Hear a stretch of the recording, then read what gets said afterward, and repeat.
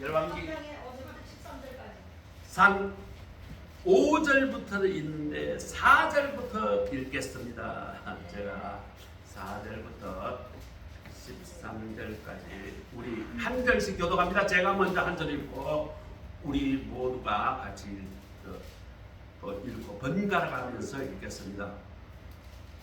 우리 어르신 찾아주고 있나요? 네. 제가 가진 성경 514면입니다. 514면 열왕기상 3장 4절. 제가 먼저 4절 읽습니다. 이에 왕이 제사로 기브온으로 가니 거기 산당이 큽니다. 솔로몬이 그 제단에 1천 번제를 드렸더니 기브온에서 하나님의 여호와께서 솔로몬의 힘에 나타나시니라. 하나님이 이르시되 내가 네게 무엇을 줄고 너는 구하라. 솔로몬이 이르되 주의 종 내 아버지 다윗이 성실과 공의와 정직한 마음으로 주와 함께 주 앞에서 행함으로 주께서 그에게 큰 은혜를 베푸셨고 주께서 또 그를 위하여 이 큰 은혜를 항상 주사 오늘과 같이 그의 자리에 앉을 아들을 그에게 주셨나이다. 나의 하나님 여호와여 주께서 너무로 우리를 왕이 되게 하셨사오나 종은 작은아이라 왕께서 택하신 백성 가운데 있나이다. 그들은 큰 백성이라 수효가 많아서 셀 수도 없고 기록할 수도 없사오니 누가 주의 이 하나님께서 택하사 주셨사오나 듣는 마음을 정리해 주사 주의 백성을 택하여 순환을 분명하게 하옵소서. 솔로몬이 이것을 구하며 그 말씀이 주의 마음에 든지라. 이에 하나님이 그에게 이르시되 내가 이것을 구하노라. 자기를 위하여 장성하기를 구하지 아니하며 후도 구하지 아니하며 자기 원수의 생명을 멸하기로 구하지 아니하고 오로지 성사를 듣고 훈련하는 지혜를 구하였으니 내가 내 말대로 하여 내게 지혜롭고 총명한 마음을 주노니 내 앞에도 너와 같은 자가 없고 없었거니와 내 뒤에도 너와 같은 자가 일어남이 없으리라. 다 같이 읽습니다. 내가 또 내가 구하지 아니한 부귀와 영광도 내게 주노니 내 평생에 왕을 주니 너와 같은 자가 없을 것이다. 아멘. 14절 한 번 더. 14절 그 뒤에 있는 14절 우리 다 같이 한 번 더 읽습니다. 시작. 내가 만일 내 아버지의 다윗이 행함같이 내 길로 행하면 내 법도와 명령을 지키면 내가 또 내 날을 길게 하리라. 아멘. 이것은 하나님의 말씀입니다. 오늘은 우리가 하나님의 뜻에 합당한 기도를 잘 드렸던 한 사람을 우리는 생각하려고 합니다. 우리는 하나님의 은혜를 받고 하나님의 복 받기를 원합니다. 솔로몬의 삶이 다 잘 살았던 것은 아닙니다. 솔로몬이 왕이 되었을 때의 초창기에는 하나님의 뜻이 매우 합당하였다. 그렇게 오늘 성경은 이야기합니다. 그러나 솔로몬이 너무 부귀하고 난 이후에는 중반 이후로부터는 매우 타락합니다. 결국 하나님으로부터 버림을 받게 되는 것입니다. 그러나 오늘 성경 읽은 본문은 솔로몬 왕의 아주 왕의 초창기에 하나님께서 어마어마한 은혜와 복을 주시는데 그 내용이 무엇인가? 우리는 그러면 어떻게 하여야 하나님의 은혜와 복을 받아 누릴 수가 있는가를 생각해 보도록 합니다. 솔로몬은 아주 어린 나이에 왕이 되었습니다. 20살 때 왕이 되었습니다. 20살 때 같으면 우리가 고등학교 졸업했거나 대학교 한 2학년쯤 되겠죠. 고등학교 졸업한 우리 아들 같으면 어떡하려? 아직도 세상을 잘 모르겠죠. 철딱서니가 없겠죠. 그런데 자기도 자신을 잘 알아. 왜? 아버지 다윗 왕이다. 다윗 왕은 누구일까요? 그 이스라엘 나라를 수많은 외적으로부터 이겨내고 그 외적을 무찌르고 왕국을 세웠던 장수 중에 장수입니다. 아버지는 돌아가셨지만 그 아버지 밑에서 일했던 장수와 그 신하와 부하들은 그대로 다 살아있습니다. 그분들은 백전노장이고 지혜로 말하면 정말 지혜로웠던 그런 위대한 사람들이 많이 있는데 자기가 20살짜리 왕이 됐어요. 그뿐만 아닙니다. 자기 선대 아버지가 너무너무 정치를 잘하고 나라를 부강하게 만들고 잘 다스렸는데 내가 과연 우리 아버지만큼이나 할까? 그런 두려움이 있었습니다. 그래서 왕이 되자 하나님 앞에 내가 이 왕의 직분을 잘 감당하게 하고 이 백성을 잘 다스리게 해달라고 하나님 앞에 기도하며 예배를 드리는 내용입니다. 오늘 6절 7절에 보니까 아버지를 이어 왕이 된 나는 너무너무 부족합니다. 하나님, 나는 솔직히 아이에 불과합니다. 작은 아이에 불과합니다. 그렇게 고백해요. 오늘 솔로몬이 왕이 된 이후에 자기 인생의 깊은 고민, 그것을 하나님 앞에 솔직히 토로하고 하나님 앞에 큰 제사를 드리고 하나님 앞에 또 기도할 때에 하나님께서는 그 예배와 기도를 들으시고 하나님께서 큰 축복을 주신 내용이 오늘 본문 이런 내용입니다. 그러면 오늘 본문을 통해서 솔로몬을 통해서 하나님께서 무엇을 인정하셨고 또 솔로몬이 받았던 그 축복의 내용이 무엇인가, 그 솔로몬의 신앙이 무엇인가, 우리는 여기에서 깊이 생각해 볼 필요가 있습니다. 오늘 본문을 통해서 우리에게 주신 하나님의 말씀은 무엇일까요? 첫째, 솔로몬은 하나님께 진심으로 예배를 드렸다는 것입니다. 4절 5절에 보니까 솔로몬 왕이 제사로 기브온에 가서 큰 산당에 가서 거기에서 제사를 1000번제를 드렸다. 번제라는 것은 오늘 주 예배와 같습니다. 이 내용이 율법에서 보면 제사가 5가지 종류가 있어요. 번제도 있고 소제도 있고 화목제, 그 다음에 속죄제, 속건제 뭐 이런 여러 가지 그 제사가 있는데, 예배가 있는데 그 중에 우리가 일상으로 드리는 예배가 번제입니다. 그런데 왕이 되자 번제를 몇 번 드렸다? 1000번제를 드렸다. 1000번.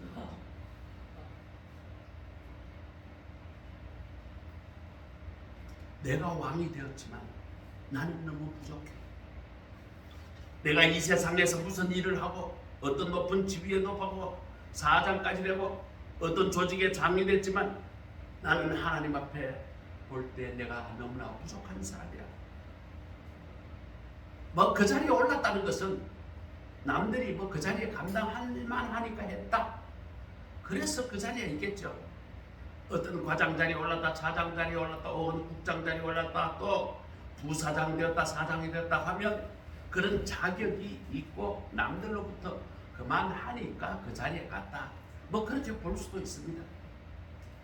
그러나 솔로몬은 왕이 되었지만 자기 스스로 생각할 때에 나는 너무나 부족합니다. 하나님, 내가 이 직분을 감당하기에 나는 너무너무 부족합니다.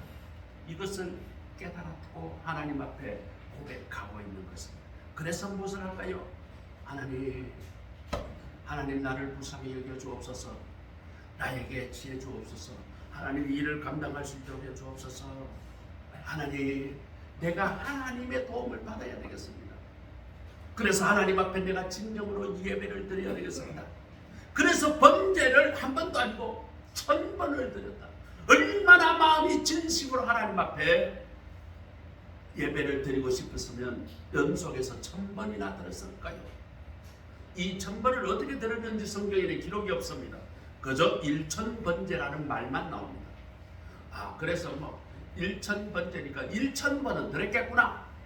하루에 한 번씩 1000일을 드렸는지 하루에 아침 저녁으로 해서 500일을 드렸는지 그거는 모르겠어요. 성경에는 기록이 없긴. 그렇지만 1000번을 하나님 앞에, 하나님, 내가 이 왕을 감당할 수 없습니다. 너무나 안타깝고 답답한 마음이니까 1000번을 예배드렸다. 오늘 우리는 여기서 중요한 사실을 깨달아야 합니다. 내 인생의 문제가 갇혔습니다. 내가 지금 현재 어떤 일을 당하는데 내가 감당할 자신이 없습니다. 내가 사장이 되었는데 내가 이거 지금 현재 너무나 어렵습니다. 우리나라 지금 말이죠.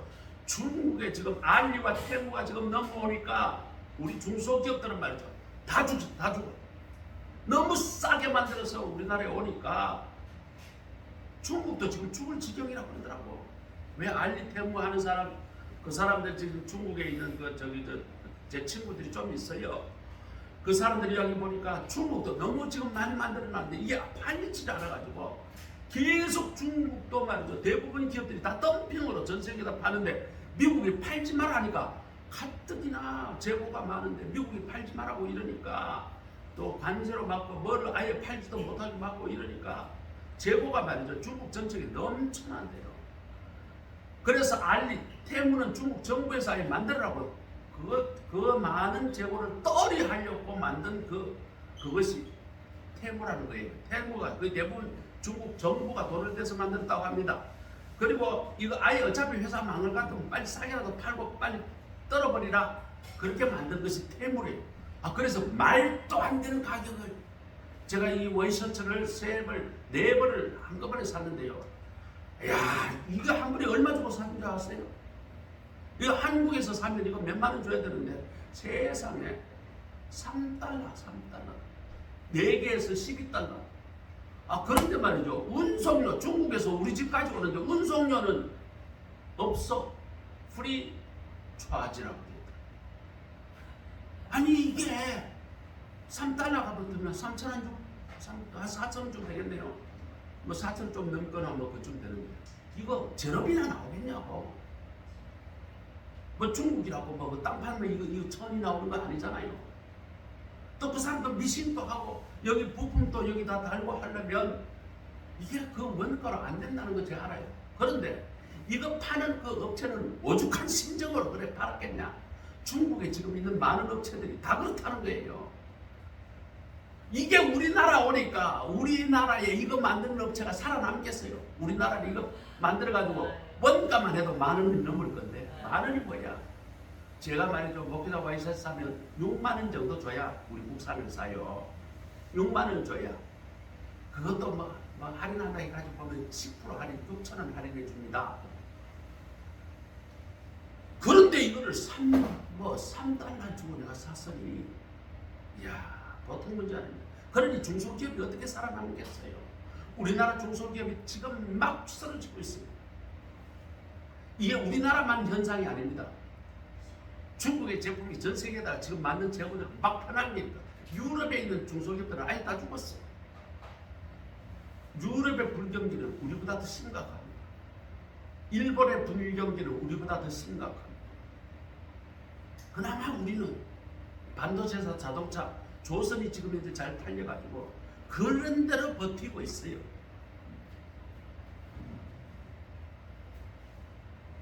이렇게 이 세상에 내가 하고자 싶어도 전혀 내가 원하지 않는 방향으로 흘러갈 때가 많아요. 내가 기업체를 합니다.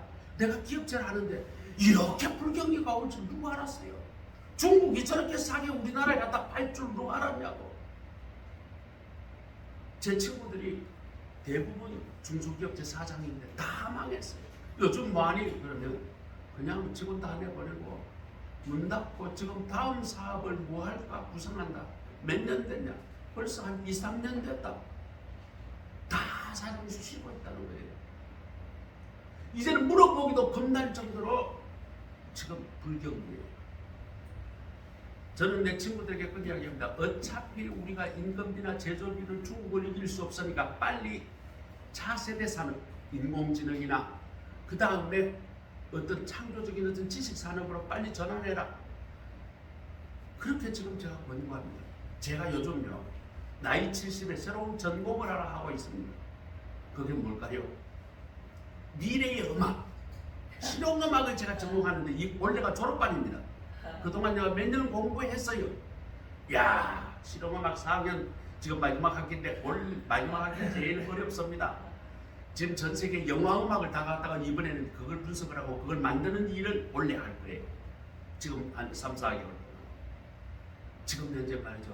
보니까 그것은 기가 줄려요. 아바타. 뭐 그 다음에 이 컴퓨터로 만드는 그 영화, 그거 음악, 그 원래 제가 해야 될 그걸 분석하고 그걸 말이죠. 그 비슷한 것을 제가 만드는 것을 이번 학기 해야 돼요. 그런데 앞으로 여기에서 먹거리가 나와요. 이게 돈이 벌어져. 제가 뭐 그거 가지고 돈 벌려고 하는 건 아니지만 세상이 어떻게 돌아가는지 좀 알려고 지금 3년째 지금 공부를 하고 있어요. 3년째. 그런데 보니까 여기 보니까 돈이 벌 것이 많더라고요. 음악으로도 돈 벌고요. 영화 편집을 해가지고 우리 여기 저 천암이 왔는데 천암 아들이 지금 현재 이 말이죠. 만화 영화를 만드는 회사에서 만들고 있는데 영상을 편집하고 말이죠. 이 사진 편집하고 그림 편집하는 일을 전문으로 하고 있는데 이게 돈이 돼요. 우리나라 말이죠. 웹툰이 말이죠. 전 세계 시장의 70%가 대한민국 제품이 지금 휩쓸고 있어요. 이게 먹거리가 된다는 거예요. 전에는 그게 돈이 될 줄 몰랐는데 이제는 이게 먹거리가 된다는 거예요. 그래서 내 친구들이 그런 이야기를 합니다. 자, 옛날 제조 중국이나 베트남이나 인도네시아, 앞으로 인도가 또 이제 더 저가의 인건비로 또 들어올 건데 중국보다 더 무서운 게 인도입니다. 인도는요 중국보다 못 사는 사람이 수두룩해요. 한 7억 명. 무슨 일든지 조금만 돈을 주면 무슨 일이든지 할 사람들이 수두룩합니다. 그 옆에 방글라데시 1억 7천만 명. 거기에도 말이죠. 돈 조금만 주면 일할 사람이 수탁입니다. 그런 사람들하고 우리나라 경쟁해가 이기겠어요? 절대로 못 이깁니다. 그래서 바꾸라고 내가 이야기를 하죠. 자, 어쨌거나 솔로몬은 이런 변화 가운데서 내가 어떻게 하나님 앞에 내가 어떻게 이 백성을 잘 다스릴까? 이게 아주 화면이 안 나오네. 내가 이거 어떻게 이 나라를 잘 다스릴까? 하나님 앞에 지혜를 구해야 되겠다. 하나님께서 은혜를 구해야 되겠다. 그래서 뭘 한가? 예배를 드렸다. 그래서 이 솔로몬이 드린 예배가 무엇인가? 우리도 알아야지 그 예배를 드리고 하나님 앞에 은혜를 받고 복을 받을 거 아닌가? 솔로몬이 드린 번제의 의미가 무엇인가? 첫 번째, 하나님은 창조주이시고 나는 피조물이다. 예배에서는 첫 번째, 이것을 먼저 하나님 앞에 고백하는 겁니다. 하나님이 창조주이시고 하나님께서 온 우주 만물을 다스리시고 나는 피조물이고 온 우주 만물은 하나님의 섭리대로 굴러간다. 이것을 인정하고 고백하면서 예배가 시작되어야 됩니다. 아멘. 그런데 우리 인간은 그렇지 않습니다. 하나님 전지전능하시니 말은 그렇게 하고 이 세상 살아갈 때 보면 하나님이 전지전능하시면 깡그리 무시하고 내 마음대로 살아갑니다. 내가 창조주가 됩니다. 내 뜻대로 다 해버립니다. 의사결정을 내릴 때에 하나님 앞에 조금 더 물어보지 않고 기도하지 않고 내 뜻대로 결정해놓고 뜻대로 안 될 것 같으면 에이 재수없어. 또 일이 잘 안 될 것 같으면 하나님은 왜 나를 이렇게 도와주지 않아? 하나님 뜻하고는 아무 상관없이 자기 마음대로 결정을 하고 자기 마음대로 인간관계 들이닥받고 자기 마음대로 심하면 성질 내버리고 욕해버리고 그래놓고 인간관계가 깨어지고 무너졌는데 내 인생은 왜 이렇게 제대로 안 풀리는가? 왜 하나님은 나를 돕지 않는가? 예배의 첫째가 무엇인가? 하나님을 하나님되게 인정하고 하나님은 창조주이시고 섭리주이시라는 것을 분명히 하나님 앞에 고백하고 나는 피조물입니다. 오늘 솔로몬과 같이 나는 부족한 어린아이입니다. 왕이지만 그것을 하나님 앞에 고백하는 것이 예배의 시작입니다. 두 번째 예배의 중요한 요소가 있습니다. 내가 하나님의 뜻대로 살지 못한 것을 하나님 앞에 솔직하게 고백합니다. 하나님 앞에 뜻대로 살지 못하는 것이 바로 죄악입니다. 우리가 죄를 크게 남에게 두드려 패고 사람을 죽이고 해야 죄가 아니라 죄는 무엇인가? 첫 번째, 물론 남을 두드려 패고 남에게 악을 강하는 것도 죄예요. 두 번째는 하나님을 알지 못하는 것도 죄라고 성경은 이야기해요. 어떻게 살아야 하는지, 뭐가 바르게 살았는지 아예 이것들 연구도 안 하고 그냥 알지도 못하고 그 자체가 죄악이라는 거예요. 하나님을 알지 못하면 내가 하나님의 자리에 올라가기 때문에 분명히 죄가 되는 것이죠. 그래서 내가 지난 날 살아보면서 내가 하나님을 뭐 좀 어설프게 알았는데 하나님을 인정하지 않고 하나님을 생각하지 않고 살았던 그 모든 날들이 전부 다 죄라는 거예요. 그 다음 세 번째는 내가 내 뜻대로 살아가는 것 자체가 죄라는 거예요. 하나님의 뜻대로. 하나님은 어떻게 살아가는지 모든 일을 하나님을 사랑하도록 살아가라. 그 다음 두 번째는 내 이웃을 내 몸과 같이 사랑하라. 그렇게 살아가라. 그런데 내가 가만히 지나보니까 하나님 뜻대로 살아가는 게 내 성질대로 다 살아갔네. 내 이웃대로 살아가. 내 이웃을 내 몸같이 살아가라고 그랬는데 내 이웃을 그냥 개무시하고 내만 좋도록 살아갔네. 이것을 깨닫고 하나님 앞에 내가 잘못했습니다. 하나님 이제는 그렇게 살지 않겠습니다. 내 이웃을 대할 때 나보다 더 귀히 여기고 내 몸을 사랑하는 것 같이 내 이웃을 더 사랑하며 살아가겠습니다. 예배는 그것을 하나님 앞에 내가 지난날 잘못 살았던 것을 회개하는 것이 예배예요. 예배는 이거 두 가지가 없으면 예배가 안 됩니다. 하나님 내게 복 주옵소서, 이거는 예배가 아니에요. 우리가 기도할 때에 보면 복 달라, 우리 자식 잘 되라, 내 지금 우리 남편이 지금 일이 잘 안 되는데 그거 해결해 달라, 이런 기도는 수룩수룩 나오는데 하나님은 전체 창조주시고 나는 피조물입니다. 내가 피조물인 것을 내가 잊어버리고 살았습니다. 하나님 나의 죄를 용서해 주옵소서, 이런 기도를 잘 안 한다니까. 오늘 솔로몬의 첫 번째 기도가 뭡니까? 하나님 나는 작은 아이라. 왕인데 무슨 작은 아이야, 왕이 됐는데. 그러나 솔로몬은 하나님 앞에는 내가 하나님 앞에 작은 자입니다. 나는 어린아이입니다. 나는 지혜가 없습니다. 하나님 나를 도와주옵소서. 이렇게 할 때에 하나님께서 그 기도를 들으신다는 거예요. 오늘 솔로몬이 왕이 되자마자 하는 것이 뭘까요? 1000번째 제사, 1000번째 예배를 먼저 드렸다는 거예요.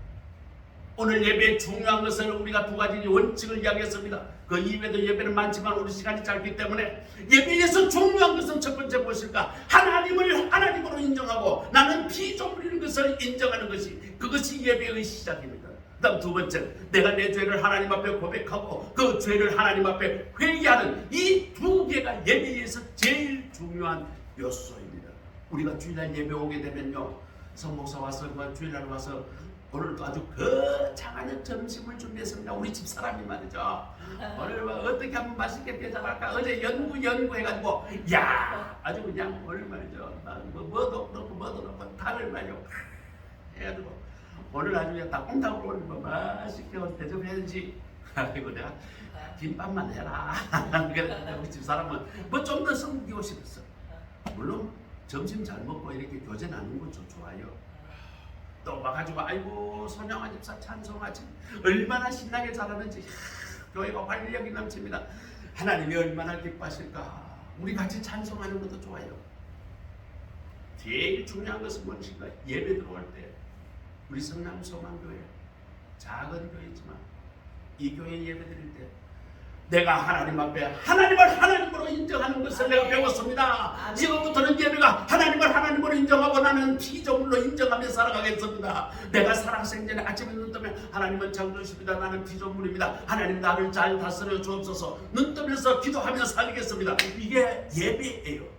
하나님 지난날과 어제 가만 생각해 보니까 하나님 요거 하나님 말씀대로 못 살았습니다. 오늘은 그렇게 살지 않겠습니다. 하나님의 말씀대로 살겠습니다. 이게 진정한 예배예요. 솔로몬이 첫 번째 드렸던 예배가 바로 하나님의 마음에 합한 예배였던 것입니다. 우리 다 같이 따라합니다. 솔로몬의 믿음이 귀하구나.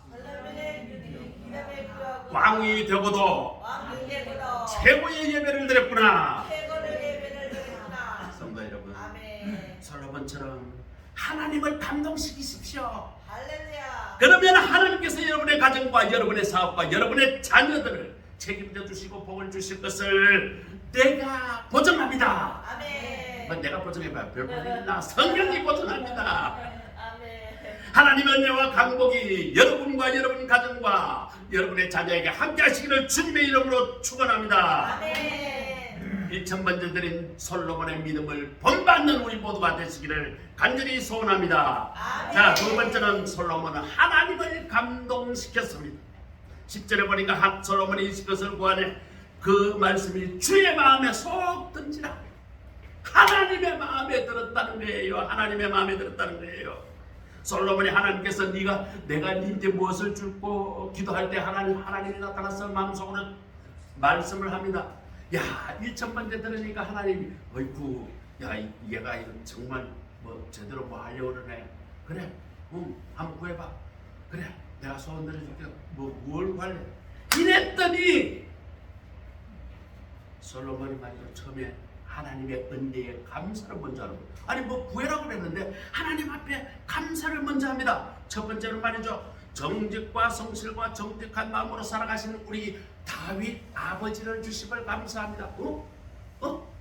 구하라고 그랬는데 무엇을 주고 그랬는데 감사를 하네. 감사를 해. 두 번째로는 하나님께서 우리 아버지가 그렇게 때로는 잘못을 했지만 우리 아버지에게 어마어마한 하나님의 은혜를 베푸신 그 은혜, 내가 생각해 볼 때 그것이 감사합니다. 하나님의 은혜가 우리 아버지에게 꽂힌 은혜, 그것이 감사합니다. 세 번째로는 지금 내 자신 너무나 어리고 연약하고 부족한데 나를 왕으로 안겨주신 이게 하나님의 은혜 감사합니다. 그리고 마지막에 종은 작은 아이라 출입도 잘 못하는 철부지입니다. 하나님 앞에 그렇게 고백합니다.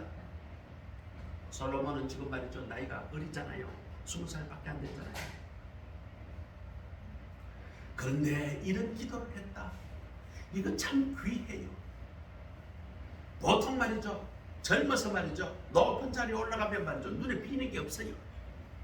뭐든지 할 수 있다고 말이죠. 시금방스럽게 말이죠. 큰 소리 칩니다. 대부분 말이죠. 갑작스럽게 말이죠. 벼락 승진을 하거나 벼락 도를 받게 되면 그 사람은 대부분 그것 때문에 망합니다. 미국에 말이죠. 복권 당첨되는 사람들을 보고 잘 사는 사람이 한 사람도 없어요. 그것 때문에요. 술 먹고 마약하다가 다 일찍 죽어요. 돈 많은 게 꼭 부유가 하는 게 아니더라고. 어떤 사람 말이죠. 아니 1억 몇천 달러 보험을 받았는데 이 사람은요. 불안해가지고 잠을 못 자요. 1억 몇천만 정도 보험을 받고 세금 떼고 난 뒤에 대략 한 1억 정도. 그거는 지금 이 당첨된 그것은 세금 10%밖에 안 돼. 얼마 안 됩니다. 그 대부분 돈을 줘요. 현금을 받고 난 뒤에 이 사람이 불안해가 강도를 당하겠습니다. LA 사람입니다. 도저히 이 돈을 들고 어디가 쓸 수가 없어요. 그래가지고 어디 가냐면 산으로 도망가가지고 3년 만에 말라 죽어. 신경수요. 돈을 제대로 써보지도 못해요. 자, 그것이 중요한 게 아니에요. 지금 솔로몬이 하나님 앞에 첫 번째 무엇을 주고 하나님께서 그렇게 물으셨는데 첫 번째 감사부터 먼저 하고 있어요. 그리고 자기 자신이 지금 현재 아무것도 못하는 그것을 지금 하나님 앞에 고백하고 있습니다. 대부분의 사람이 어린 나이에 뭐가 잘 되고 돈이 많으면 말이죠. 시금방스럽게 됩니다. 큰 소리 치고 말이죠. 자기보다 어른들에게 말이죠. 비판하고 말이죠. 시금방을 떠. 그러나 솔로몬 보십시오. 왕이 되었습니다. 왕이 되었어요. 자기 위에 더 높은 사람이 없어요. 그렇지만 종은 작은 아이라 얼마나 겸손하게 하나님 앞에 아뢰입니까? 얼마나 아름다운 자세입니까? 그뿐만 아닙니다. 하나님께서는 내게 구하라라고 말씀하실 때에 이 1000번째는 내가 내 자신이 해야 될 일이다. 내가 해야 될 일은 하나님 앞에 예배 드리는 일이다. 번제를 드리는 일이다. 내 사명이 이거다. 왕이 모범적으로 하나님 앞에 예배를 드릴 때 백성들이 따라하지. 내가 이 예배를 드리는 것이 내 혼자만이 아니라 이스라엘 백성 수백만 명이 나를 보고 있으니 내가 이것을 하나님 앞에 진심으로 예배드리는 것이 내가 해야 될 일이다. 내가 해야 될 사명이다라는 것을 깨달았죠. 그래서 말이죠. 정성을 다해서 예배를 드립니다. 이것을 백성들이 안 볼까요? 다 보고 있죠. 야, 20살짜리 왕이 됐는데 진짜 첫 번째 하는 일이 뭔가 아무것도 안 하고 하나님 앞에 1000번 제사를 드리네. 그것도 정성을 다해서 예배드리니 백성들이 모를까요? 다 보고 있습니다. 솔로몬은 자기가 지금 무엇을 해야 하는지 자기 사명을 분명히 깨닫고 그것을 하고 있는 것입니다. 자, 묻습니다.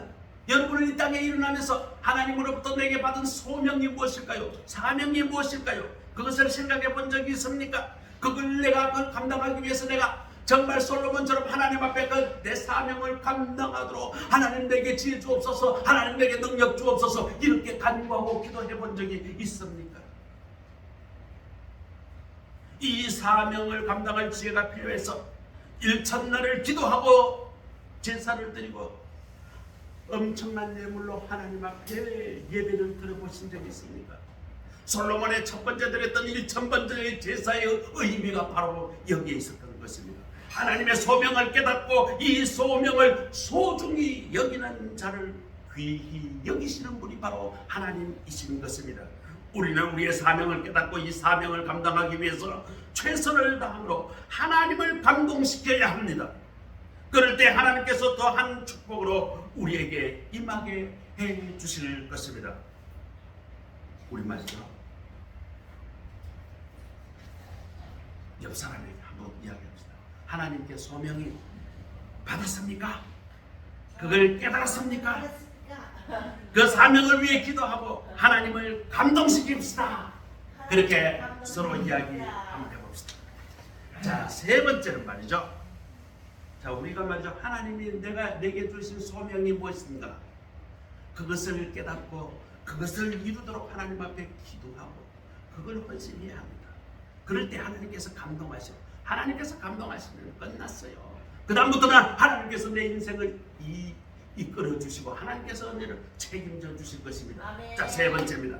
지혜로운 마음을 달라고 간청합니다. 11절에서 13절에 보니까 하나님께서 이렇게 그에게 이르시되 내가 이것을 구하도다. 자기를 위하여 장수를 구하지 아니하고 부도 구하지 아니하고 자기 원수의 생명을 멸하기도 구하지 아니하고 오직 송사를 두고 분별하는 지혜를 구하였으니 내가 내 말들하여 너를 지혜롭게도 하고 총명한 마음도 주노라. 내 앞에는 너와 같은 자도 없고 내 뒤에도 너보다 지혜로운 자가 없도록 내가 할 일이라. 그러니까 최고로 지혜롭도록 만들어주겠다. 그 다음뿐만 아닙니다. 13절 우리 찾았으면 우리 다 같이 함께 읽습니다. 시작. 내가 구하지 아니한 부귀와 영화도 내게 주노니 내 평생의 왕들 중에 너와 같은 자가 없을 것이니라. 하나님께서 감동하시니까 네가 뭘 구했냐? 지혜로운 마음을 주옵소서, 듣는 마음을 주옵소서 이렇게 했는데 하나님께서 감동하시니까 꽃배기에 그냥 구하지 않은 그 우기와 영화도 내게 주리라. 다시는 내 평생에 너보다 더 그렇게 부귀한 자가 없을 것이라. 하나님께서 어마어마한 복을 쏟아 부어 주시는 것입니다. 솔로몬이 부자가 되게 해다거나 내가 강하게 군대를 가지고 말이죠, 주변의 나라를 다 대적들을 없애고 우리나라를 강하게 해달라, 요렇게 구하지 아니하고 하나님 내 백성 잘 다스리도록 억울한 일 당했을 때 갖고 왔을 때 내가 잘 판단해가지고 억울한 일 없도록 지혜롭게 판단 내릴 수 있도록 그 지혜를 주옵소서. 하나님 앞에 그렇게 구했을 때 하나님이 너무너무 기뻐하셨다라고 오늘 기록합니다. 그러니까 하나님께서 감동 먹었으니까 그 다음부터는 그래 어마어마한 복을 주마. 하나님께서 너 살아생전에 너보다 더 부귀한 자, 영화로운 자가 없게 만들어주겠다. 오늘 지혜로운 마음이라는 것은 무엇입니까? 듣는 마음입니다. 듣는 마음. 오늘 성경에도 듣는 마음이라고 번역되어 있어요. 사람은 잘 들어야 해요. 잘 들어야 지혜로운 자입니다. 가정에서는 말이죠. 자녀는 누구 말 잘 들어야 돼요? 부모 말을 잘 들어야 돼요. 근데 요즘은 말이죠. 애들 게임이 말이죠. 빠져가지고 부모 말 죽으라고 안 듣는 애들이 있어요. 어떤 애들은 방문 쳐다놓고 문 잠가버리고 밥 먹으라고 아무리 써서 게임만 하고 그냥 방문 뭐라고 그냥 뭐라고 할 때마다 방 안에서 소리 빼락빼락 치는 거 말이죠. 이거 부모 말을 안 듣고 폐악을 치는 아이가 있어. 또 학교 가니까 요즘 말이죠. 야, 전라남도 교육청에서 아유, 이거 희한한 교재를 봐요. 부모에게 잘 대항하는 것, 선생님에게 잘 대항하는 것, 또 섹스를 하는 법, 희한한 책 10권을 가지고 초등학교 필독서라고 해서 그걸 교육청에서 책을 뿌린다 봐요. 그래서 지금 완전히 전라남도 교회에서 난리가 났어요. 그것이 지금 현재 우리 총회 부흥전도단에서 저희한테 와서 이거 일을 저지하게 해달라고 이미 학교에 배포가 됐다고 그러고 지금 학부모 단체에서 들고 일어나고 난리가 났어요. 어떻게 학생들에게 선생님에게 잘 대드는 법을 가르치고 어떻게 선생님에게 잘 대드는 법을 가르칩니다. 그걸 교육청에서 그걸 책이라고 복사해서 그 책을 만들어서 학생들에게 나눠준다. 이게 말이 되는 이야기입니다. 학생들이 선생님 말씀을 잘 들어야 합니다. 그래야지. 군대에서는 지휘관의 말을 잘 들어야 합니다. 사회에서는 고객의 말을 잘 들어야 합니다. 고객 말을 안 듣고 말이죠. 고객이 이거 품질이 개판이다 그랬는데 말이죠. 에이 뭐 우리 회사에서 이렇게 잘 만드는데 네가 잘못 썼지 이러면 그 회사 망해야 됩니다. 우리가 잘 들을 때에 지혜가 생기게 되고 그 지혜로 인해서 그 문제를 슬기롭게 헤쳐나갈 수 있는 길을 열게 되는 것입니다. 사람이 말이죠. 많이 한다고 지식이 많다고 해서 지혜로운 게 아니에요. 회사가 크다고 해서 지식이 지혜로운 게 아닙니다.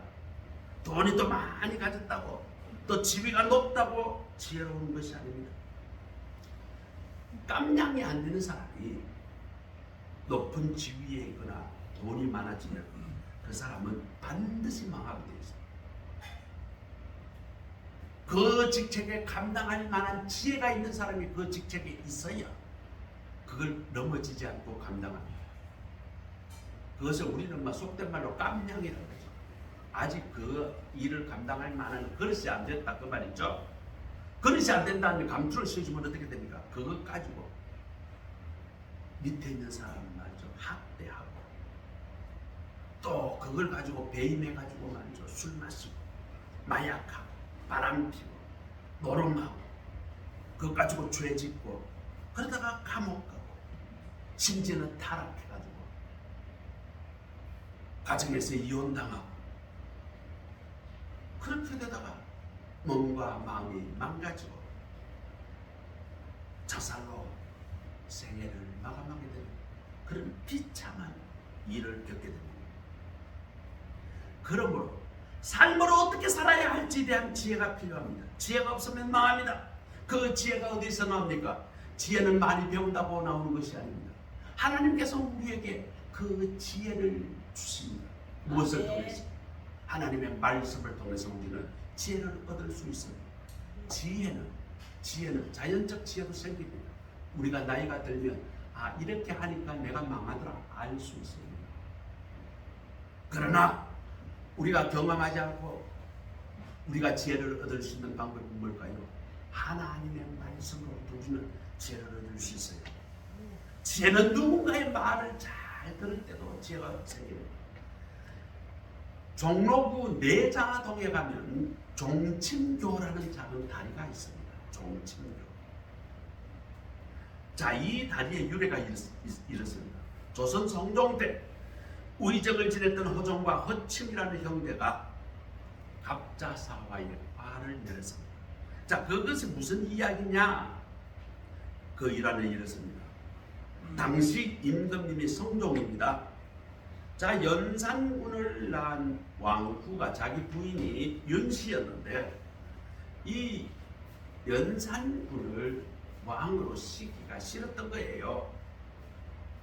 그래서 그 연산군의 어머니 윤씨를 사약을 먹여서 죽이려고 하는 회의를 지금 어전 회의를 이제 열려고 합니다.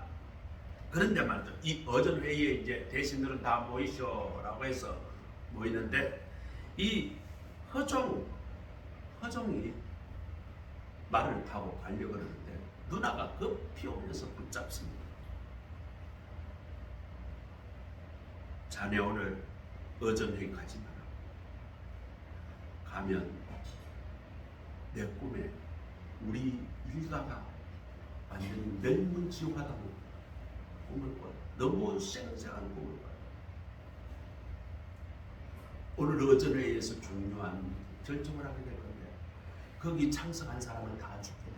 꿈에서 그것을 내가 봤어. 이때에 허종이가 말이죠. 이때 아주 높은 자리에 있었어요. 우의적 그러니까 영의적, 우의적, 좌의적, 우의적 이 세 사람이 국가의 지금으로 보면 최고의 권력자인데 우의적 허종이 그 말을 듣고 이 종친교 다리를 넘어갈 때 갑자기 발에서 일부러 떨어져. 그러다가 발이 삐고 다쳤어요. 그 핑계로 집으로 돌아옵니다. 그날 의전 회의에서 윤씨를 사형을 먹여서 죽여라 그런 결정을 냅니다. 1년 후에 결국은 이 연산군의 어머니 윤씨가 사약을 먹고 죽게 됩니다. 자, 이 사약을 먹고 난 뒤에 세월이 흘렀어요. 죽고 난 뒤에 세월이 흘렀습니다. 연산군이 그 어지러운 틈에 왕이 되어버렸습니다. 왕이 되고 난 뒤에 첫 번째 한 일이 뭐가? 우리 어머니를 죽게 했던 그 회의에 참석한 사람들 다 불러라. 그 사람들 전부 다 목을 쳐서 죽이고 그 가문을 전부 다 죽이고 이것이 갑자사화. 이때에 허종은 이제 우의정이고 그 동생 허침이는 그때는 아직은 이제 이 권력 서열이 낮은 사람이에요. 어쨌거나 이 두 사람이 그 회의에 참석하지 않아서 살아남았습니다. 그래서 이 다리 이름을 종친교, 허종, 허침 그 끝자리 이름을 따서 종친교라고 부르고 지금까지 그 이름을 이 허종과 허침이 살아남은 이유는 뭘까요? 누나 말을 잘 들었기 때문에. 말 잘 들었기 때문에 살아남았고 그 가문이 온전히 보존됐다는 것입니다. 이렇게 사람의 말도 잘 들어도 지혜를 얻는 길이지만 사람이 아무리 똑똑해도 하나님의 지혜를 따라올 수는 없잖아요. 로마서 11장 33절에 깊도다 하나님의 지혜와 지식에 부요하며 그의 판단은 청량치 못할 것이요 그의 길은 찾지 못할 것이로다. 그렇습니다. 하나님의 지혜는 무궁무진합니다. 그래서 하나님의 지혜가 어디에 담겨 있을까요? 바로 성경 말씀입니다. 사람이 하나님의 말씀을 들어야 하고 그 말씀에 귀를 기울여야 합니다. 우리가 지혜를 얻고 싶습니까? 그러면 하나님의 말씀을 잘 들어야 하고 또 잘 읽어야 해요. 그렇게 하나님의 말씀을 들을 귀가 필요합니다. 솔로몬처럼 우리는 하나님께 지혜를 구해야 합니다. 야고보서 1장 5절에 보면 너희 중에 지혜가 부족하거든 후히 주시고 꾸짖지 않은 하나님께 구하라 그리하면 주시리라. 오늘 우리 예배 참석하신 우리 모두 하나님께 지혜를 구합시다. 어떻게 살아가야 할지, 어떻게 이 난세에 이 불경기 앞으로 지금 전쟁이 지금 말이죠. 우크라이나 러시아 전쟁이 더 커지고 확대되면 물가는 더 오르고 세계 경제는 더 어려워집니다. 이스라엘 이란 전쟁이 지금 일촉즉발입니다. 이스라엘과 이란 전쟁이 붙으면 거의 제3차 전쟁과 버금가는 엄청난 전쟁이 있게 될 겁니다. 그러면 물가는 더 오릅니다. 물류가 수답되기 때문에 그렇습니다. 지금 말이죠. 이 우크라이나 전쟁 한 2년 넘게 되니까 전 세계 물가가 거의 한 30% 40%다 올랐어요. 우리나라는 적게 올랐어요. 그나마 우리나라는 그래도 돈에 좀 여유가 있어서 조금 덜 올랐어요. 다른 나라는 거의 물가가 2배 올랐어요. 일본은 말이죠. 수입은 30년 전에 똑같습니다. 물가만 올랐어요. 환율은 더 엉망이 됐어요. 지금 말이죠. 우리나라에서 여행하는 것보다 일본 가서 여행하는 것이 싸게 치는 거예요. 지금 일본 경제가 말이 아닙니다. 요즘 일본 경제를 분석하고 있는데 일본 경제가 앞으로 10년 내에 한국 경제를 따라올 수 없다. 이런 분석 기사가 대부분입니다. 자, 이런 난세에, 이런 어려운 시기에 우리는 지혜를 구해야 됩니다. 누구로부터? 하나님으로부터 지혜를 구해야 됩니다. 여러분도 하나님의 듣는 마음, 지혜를 달라고 기도하십시오. 우리 여러분의 자녀들이 하나님의 말씀을 사랑하고 잘 듣도록 잘 가르쳐야 합니다. 말씀을 읽고 듣고 사모하도록 그 자녀들을 양육하고 그 자녀들을 훈육해야 합니다. 하나님의 말씀을 잘 듣고 순종하는 것이 지혜자가 되는 지름길인 것입니다. 오늘 하나님을 감동시킨 솔로몬, 오늘 설교를 마칩니다. 하나님이 자신의 사역을 감당하기 위해 지혜를 구한 솔로몬, 또 그는 하나님으로부터 역대 최고의 부귀와 영화를 받는, 그런 누리는 축복을 하나님으로부터 받게 되었습니다. 여러분과 여러분의 자녀들이 하나님이 주시는 지혜를 얻어 솔로몬이 받아 누렸던 그 큰 복을 받아 누리게 되기를 주님의 이름으로 축복합니다. 아멘. 따라합시다. 하나님, 나는 지혜가 부족합니다. 하나님, 나는 지혜가 부족합니다. 말씀을 듣는 지혜로운 마음을 주옵소서. 말씀에 듣는 지혜로운 마음을 주옵소서. 그 말씀에 순종하며 살아가게 하옵소서. 그 말씀에 순종하며 살아가게 하옵소서. 저와 저 자녀에게 지혜를 주옵소서. 제 자녀에게 지혜를 주옵소서. 기도합니다. 하나님, 감사합니다. 오늘 말씀을 통해 하나님, 솔로몬의 신앙과 그 지혜에 대해서 오늘 말씀을 깊이 묵상합니다. 하나님의 말씀에 순종하고 우리가 하나님이 주신 우리의 그 사명을 기억하여 열심히 감당하고 우리의 삶이 예배자의 삶이 되게 하옵소서. 아멘. 예수 그리스도의 이름으로 감사하며 기도드립니다. 아멘. 아멘. 찬송가 546장, 우리 같이 찬송드립니다.